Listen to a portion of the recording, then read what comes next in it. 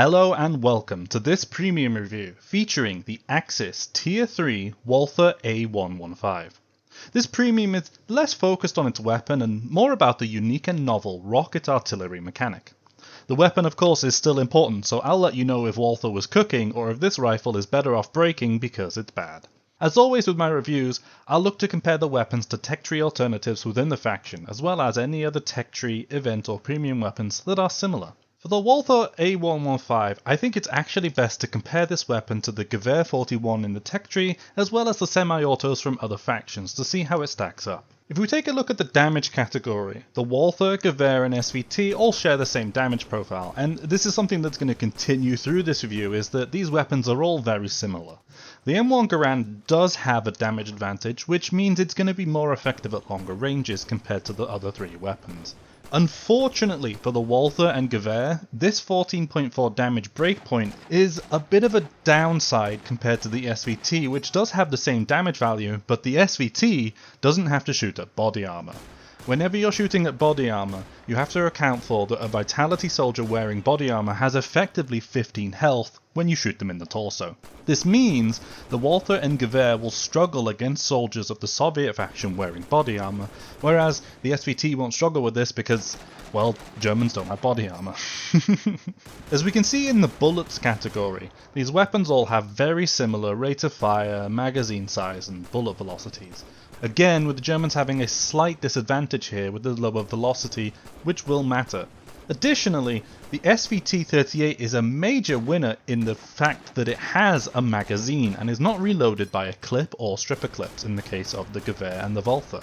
In the reload category, the German weapons really do suffer, and apart from the reload, they are actually just as comparable and compete well with the other factions' rifles. But obviously, when you're stuck reloading, it is going to be a bit painful. One thing that's worth noting is that the Walther will actually reload a tiny bit quicker than the Gewehr, and the numbers you can see in the alt category are referring to the difference between reloading a clip of 5 versus 1 bullet. So you can see on the right of the slash, the Walther reloading a singular bullet is going to take 2.9 seconds, which is really not worth it. It's much better to reload this weapon 5 bullets at a time, which will take longer, but it's more worth your time. Or in general, firing until empty so that you can reload the whole magazine in 4.8 seconds. The SVT-38 and the Garand don't really suffer in this same way, except, well, the Garand, you can see, does have an alternative reload which is longer, since the soldier retains the clip instead of just ejecting it so it flies out onto the floor. So the weapons are comparable so far, apart from the longer reloads and struggling versus body armor. How does the recoil look? Well, again, this isn't really a big deal actually, despite the Walther having the highest recoil in this comparison. It's really not that big of a deal on a single shot semi-auto, and with recoil perks and crouching you really don't notice that much of a jump when you shoot, but obviously it still does exist. In close ranges, you can spam off shots, and then at longer ranges you will need to take a little bit more time to shoot, but this is really the case for every semi-auto in the game. It's not really like the Walther is an outlier here. In terms of the dispersion or accuracy of this weapon, lower being better, we do see that the Walther is losing out again in this category, with randomly having 0.05 more. Now this doesn't really matter, it's still accurate enough, but it's worth noting that it does have some weird disadvantages compared to the Gewehr 41. When looking at ADS speed and the weight, these are the same, and 0.77 is much more than enough, so it's really not the biggest downside that the SVT-38 has a bit more ADS speed. You won't actually ever notice that in gameplay. The last things to look at are the attachment and the time to kill of these weapons. So we'll look at the attachment first, and the Walther doesn't have a bayonet or a bipod or anything like that, whereas the other rifles in this comparison do. For a fully automatic weapon this would mean a little bit, because that does reduce the recoil just a tiny bit, about 5% at most, but for a semi-auto the recoil is not the biggest deal, but not having the bayonet means your AI soldiers, as well as yourself in melee combat, are going to be a lot less effective. And for a weapon with such long reloads, you might be caught in a situation where you need to rush at somebody and jab them with the bayonet, which the Walther doesn't have. This may mean that your soldiers have to pay a tax on their perks to get the extra melee damage to ensure that they still one-hit kill everybody with Vitality when they bump into them.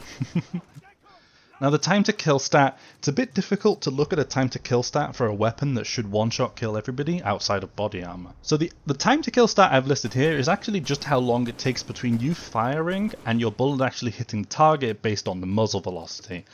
And it's not really any different from the other weapons. I doubt that a human could ever even notice a difference in time when you go 3 digits into the zeros. Obviously, there's no real point in worrying about the different time to kill if you had to shoot somebody twice or down them, because these weapons all have the same damage, the same rate of fire, and only slight velocity differences. So, the most we can say for this weapon is that it's an average tier 3 semi-auto. There's not really any major downside to it that you wouldn't experience normally within the German tech tree. So we can easily say that the Walther is not pay to win. It's not amazing, but it's definitely not going to leave you absolutely devastated if you buy this weapon. It's just average, which is good for the health of the game. Now before you and I take this squad into battle, let's look at the recommendations I have for the equipment and perk setups that you should bring for all the soldiers in your squad. Firstly, the primary weapon can't be changed. This is going to be the same for every premium squad, so you'll be using the Walther A115. Now something interesting actually is that radio operators can take a secondary weapon, because they don't have a backpack slot. If you're sticking in BR3, you could give them a bolt action or a Gewehr 41, which would just be the same as what your Walther is doing, so actually I would suggest bringing a VG15. Now this is not really a long-range semi-auto. This is a short-range weapon, as you can see with the 8, I think it's like 9.8 damage or whatever when it's upgraded. I don't have upgrades on these. But this is a fast-firing tap-tapper with a long magazine, which allows you to be a little bit more deadly in closer ranges, which complements the Walther being a longer-range weapon. Sidearm, you can take whatever you fancy. Personally, I always like the Mauser for its 10-round mag, but the Luger is also a great option. For your soldiers, since you don't have a bayonet on either of these weapons, I would recommend bringing an axe. Axes allow you to travel faster while going on large distances by using them to bayonet charge, so it's a no-brainer to bring an axe. On your engineer, you could bring something like a sword, or maybe a shovel if you want to dig holes to hide your rallies in. As I mentioned earlier, radio operators don't have a backpack slot, so leave them with the radio, but the engineer in the squad can bring a large ammo bag. In the mine slot, you can bring mines, or my preference is a TNT charge, as this always will let you kill vehicles, APCs, fortifications on every soldier. For the flask, take the coveted item of the flask. It's a hard choice to make here, but we have to make it. For the grenade slot, you could bring frag grenades, smoke grenades, but I think explosion packs are the best. Do the same thing as TNT charges, allowing you to take care of vehicles when you're stuck near them. And lastly, you should always equip your soldiers with medkits. This helps them heal, it helps them revive themselves when they go down, and I mean tools don't really make enough score to justify taking them, in my opinion. And with the equipment covered, let's hop into the perks. Now all these soldiers in the squad are going to have the same perk setup of 22, 16, 16. So let's go through the mobility tree first, and I always grab run speed on all my soldiers. It's nice to just go fast. It feels so slow without this perk. And point for point versus sprint speed, it's more effective and allows you to take more within the mobility tree, although you are a little bit slower. Now you could justify that with 22 points you can take the 16 for sprint speed, but this allows me to take other perks such as the crouching movement speed, the crouching change speed, as well as allowing me to max out the climbing speed, which is really useful for when you climb over a wall or need to climb in through a window. You can bring your gun up a lot quicker. With the last extra 4 points, I just took the jump height, but you could take something like medpack speed, 1 point, or like the fire extinguishing speed if that's what you value. Now, for the vitality tree, you've only got 16 points, so you better be grabbing that vitality. This makes you so much more resistant to damage from things like SMGs and smaller weapons like pistols. You really want vitality on every soldier, it's so important. And finally we have the weapon tree, in which you should always be grabbing this dispersion perk. This helps with your time when you aim down sights, the gun will be more aimed quicker. It helps you do whenever you have to hip fire quickly in a panic situation. It helps when you turn around. It's just a fantastic perk to have. As I mentioned earlier, we don't have bayonets, so take the 2 points in this melee perk for 50% melee damage. This means you and your AI soldiers will always kill an enemy when they bump into them in the melee combat because they don't have the bayonet. The points are a bit awkward here with only 16 in the weapon tree, so I take 1 in weapon changing speed, and then I also take 1 level in the down chance perk, which I've explained before in different videos, but this basically is doubling the chance of your soldier going down instead of just outright dying. And then with the final 9 points, take the vertical recoil perk. Now, you could just max this out instead and drop stuff like the weapon change speed and the down chance if you really need the extra recoil, but I think personally 30% plus the 30% you get from crouching is more than enough, and the Walther, it's a semi-auto, it doesn't have that much recoil. Now, one last thing before we hop into the gameplay.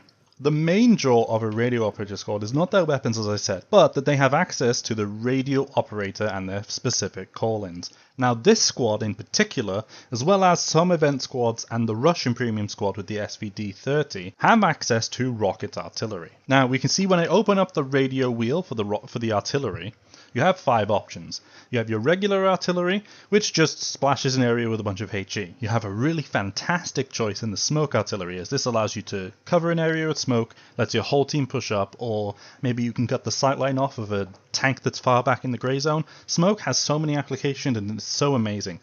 2 options you have which are not that amazing is the supply crate drop, which it's okay if you really desperately need ammo, although you could just take a weapon off an enemy or build an ammo box with an engineer, but it's nice if you don't have ammo. Airstrike call, just do not ever call this in. The bombing run is so weak after so many nerfs that it's received, and the main issue is that when a person is calling in artillery, another player cannot call artillery until that artillery is finished. Now, normally this is not a big deal, since it only takes like 24 to 30 seconds for artillery to hit, land, and be done. So, when I call mine in, 30 seconds later, somebody else can call theirs. The bombing run, on the other hand, takes like a full minute to like a minute and 20 seconds or something. I don't know exactly, but it takes so long for this airstrike call to be done, and it does nothing. You're basically griefing your team and yourself. You won't get anything out of this, and the rest of your team won't be able to call in artillery. Please do not ever use the airstrike call. Now, the unique selling point of this squad is the rocket artillery, which, in comparison to normal artillery, comes down a bit quicker, although it's not quite as effective as the normal artillery strikes. The explosions are a little bit smaller, but the main thing that this was added to the game for was to be able to kill vehicles. And it just so happens that we have a field of vehicles right here. Now, this may not be the fairest test ever, but this is the Super Pershing for the American faction, the most heavily armored tank that they have. Let's call in a rocket artillery and see how effective it is at dealing with this threat. I'm only going to call the 1 artillery strike per tank just for the sake of, if you needed to test more times, the rocket artillery just sucks too much and it's not worth using. But let's see how it works.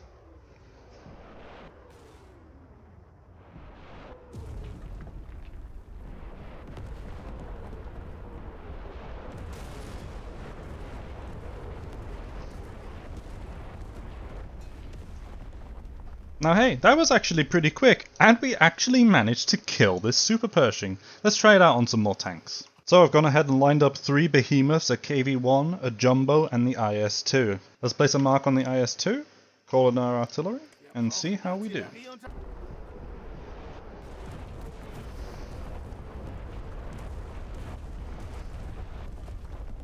Now that's a bit unfortunate.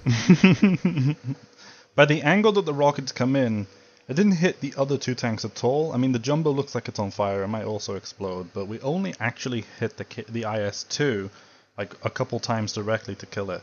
All the other rockets seem to miss. Which is the main concern of the rocket artillery, is that it's meant to be used to kill vehicles. Now, if an APC is sitting still, or a tank is completely unaware of the red circle that just appeared upon them on the minimap, then, there goes the Jumbo, then yes, the rocket artillery can kill vehicles, but if the tank moves, or if it's in the grey zone, you can't even call the rocket artillery on them. So, I would say the rocket artillery is not a serious game mechanic, it's more of a novel and fun thing to do, and it's cool, and it's more there for the spectacle, and the off chance that you end up killing an important vehicle. And I think that's enough theory crafting. How about we test out the Walther A115 in some games? Alright, and so we've got Conquest on a pretty unfavourable map. I mean, this is not the best designed map in the game, but it might actually be quite good for showing off the Walther at longer ranges. And we can also see if we can make any use out of the rocket artillery. This is like my 3rd attempt at trying to get footage for this weapon. And man, the games have been like ruffle stomps from the Russians. They've just been absolutely demolishing the German teams that I've been playing on. And they, like, I just would keep spawning my Walther squad and then blowing up, and I'm like, well, I mean, I guess that is part of Enlisted. You can see how good this squad is at blowing up, if you want. I'm gonna go for a bit of a risky rally right here. And, I mean, I guess, like, there's already artillery been called in, so we don't get to use that just yet. But maybe somebody will mark a tank or an APC, and then, I mean, there is a tank on the enemy team, so maybe we can get a tank kill. I'll be quite impressed.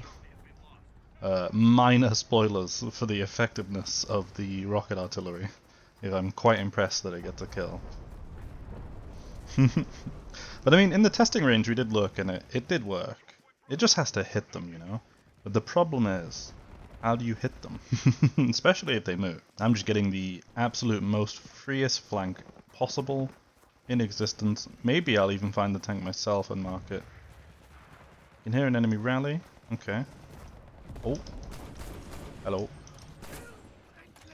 There's going to be a whole squad coming out of here, and I'm the engineer, so I don't have the VG as a secondary to swap to.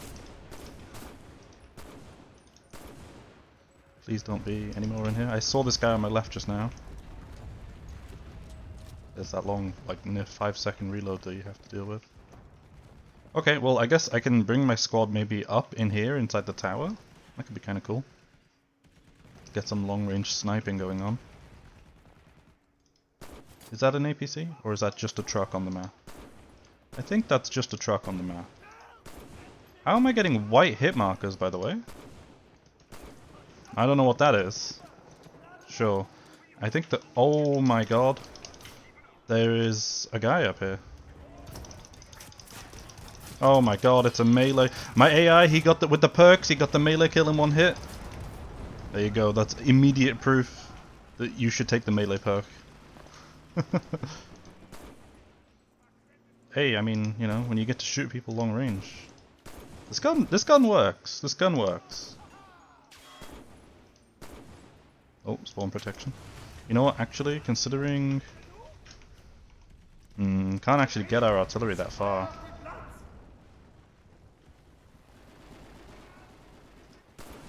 I guess since that's the nature of this map layout and conquest, we're probably not going to get very many chances for rocket artillery to shine. But the Walther is cooking a tank. And it's in the grey zone, so I can't even call my rocket artillery on it. Like, isn't that just amazing? I guess we have to keep that guy marked and then pray that he drives within the playable area. Which it looks like he's doing. Maybe if he stops right here? I'd say he's not moving. Yeah, let's try it. Sure. He's on fire from somebody else, so he's gonna blow up. Okay, well, I tried. Here's another tank.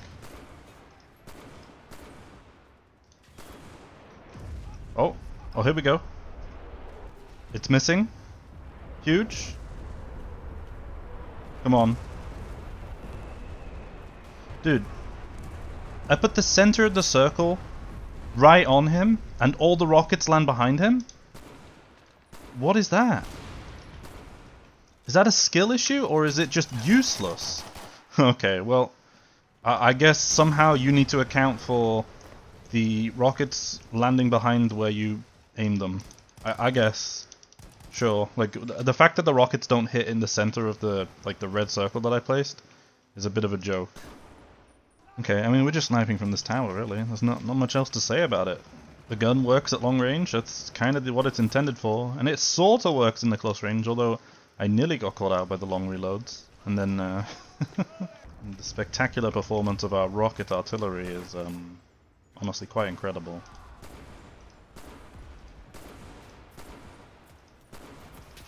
Oh, I've been killed. Well, I'll see you the next time that we're in this squad. Actually, that game was such a one-sided stomp, because that map is very poorly designed, that I never got to play the Walther squad again. So we're just immediately going to jump into a second game. And on Track the Plat, hopefully we'll get to do some more like CQC, so you can see how this weapon performs outside of its comfort zone. Now, semi-autos compared to like bolt actions and stuff, obviously do allow you to be a lot more aggressive and CQC oriented, but then again, these German ones do still have quite lengthy reloads, and it's not as good as having an SMG. So, you know, it's a bit difficult to be in CQC. I wouldn't recommend it if you're not the most confident and, like, skilled player, but obviously, like, it is an option, and that's kind of where, like, the BR3 semi-autos shine, is that they can allow your, like, all of your soldiers to be more aggressive, but obviously this premium squad has all of them with it, so it's a pretty flexible, like, weapon category, I'd say, and honestly quite well balanced. I'm getting picked off here. Actually, this guy's getting picked off. I think what I'll do, I think this is a bit cheeky, but I'm going to put a rally here.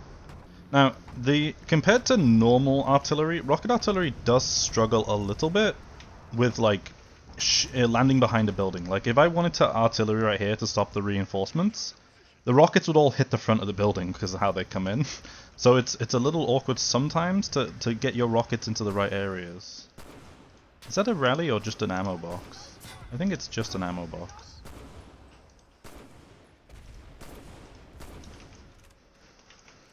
Oh, but I hear a rally right next to me. Do I have an AP mode? I do. Meaning I can do something quite diabolical. Oh. I need to deal with this guy right here.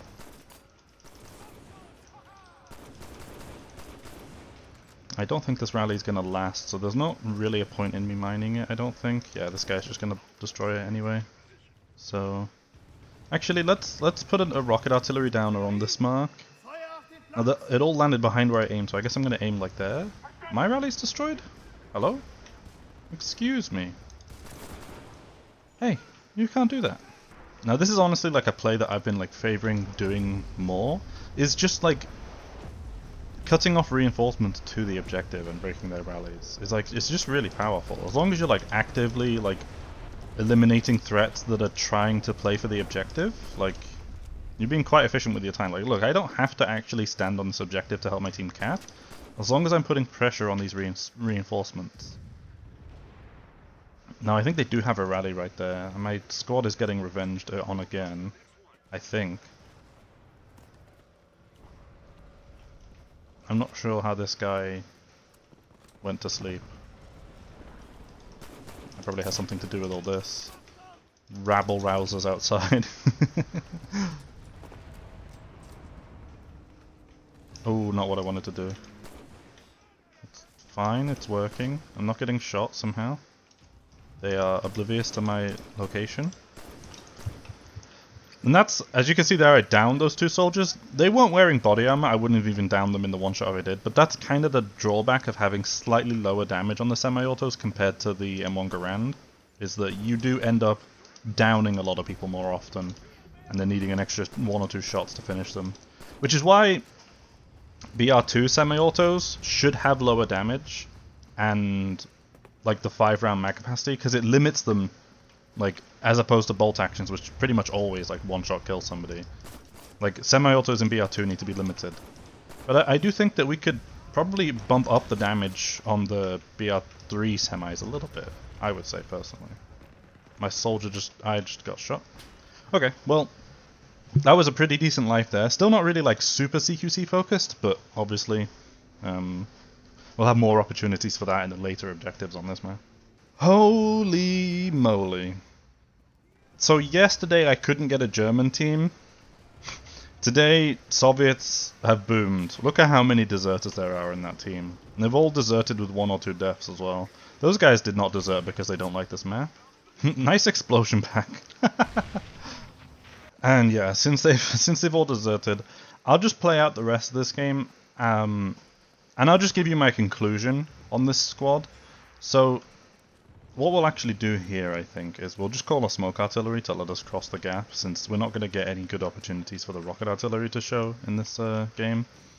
But yeah, so basically with this squad, I think if you already use weapons like the Gewehr 41, and you already like radio operators, this squad is okay to pick up. I don't know if I would ever purchase this squad for its full price. I think I would only purchase this squad when it's on sale, which fortunately, if you're watching this video as it's released, there is a 50% off sale. So you can pick up this squad for like $10 or whatever your local currency is, half off, about that kind of deal, right? This weapon does perform well.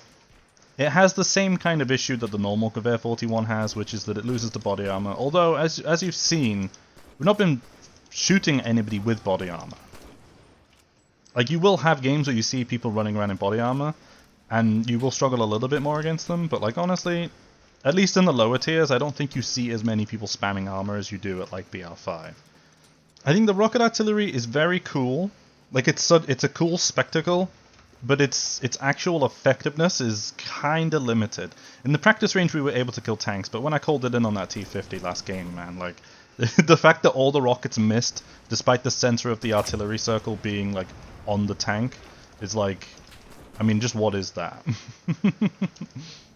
So yeah, my recommendation for this squad, if you like BR3 Germany, if you need the silver grind, the XP grind, and you don't mind using a semi-auto with a bit of a longer reload, like, the Walther is a cool looking gun that will do average.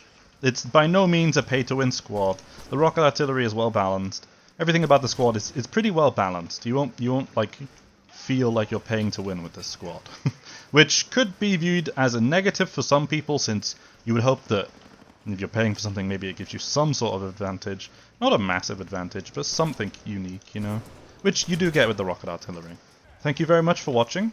I hope you've enjoyed. If I've helped you out in your decision of purchasing this squad or not, then you can help me out by leaving a like on the video. It does help, and it's greatly appreciated. I hope you have a great day, and I'll catch you next time. Bye bye. Bye bye, deserters. Bye bye.